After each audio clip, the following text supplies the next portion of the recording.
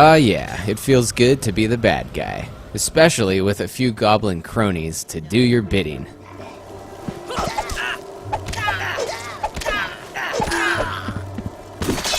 Good work, Lord! Break my barrels for me. Bring me that gold. Make me breakfast. And by the way, what's the deal with barrels in these kinds of games that randomly hold money, health potions, maybe even a battle axe of wounding +1? I mean, who leaves stuff like that in barrels?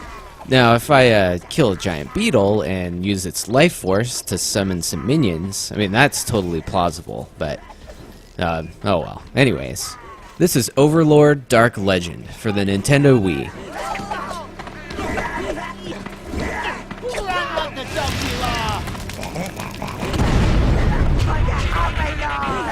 With a new game engine suited for the Wii's motion controls, developer Climax Studios put a new spin on their Overlord series, famous for its twisted take on the hack-and-slash fantasy genre. So this is a lot like what would happen if you threw the games Fable and Pikmin into a blender.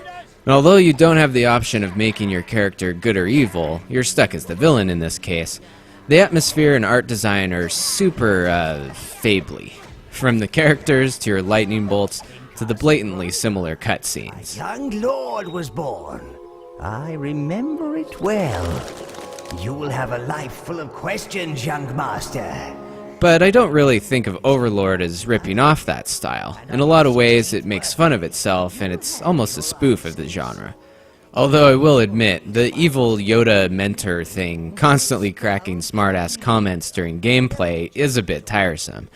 I mean, I can make my own smartass comments, thanks.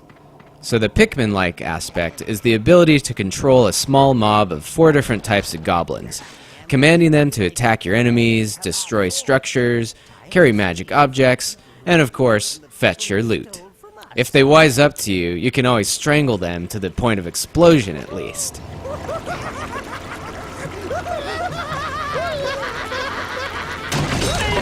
This is exclusive to the Wii, and even though it does add a bit of waggle to the gameplay, for some reason, Strangle Waggle is immensely satisfying at times.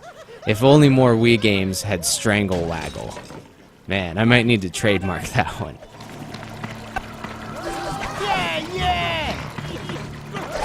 So the gameplay in this is pretty fun, and the graphics are solid, other than some frame rate issues the more goblins you get. But avid hack-and-slashers or fans of the Overlord series might be bummed out at its length. It only takes about 10 hours to beat this, and there's not much reason to play it again. But for some newcomers, it serves as a great introduction to the Overlord, and might entice a look into the games available on other platforms.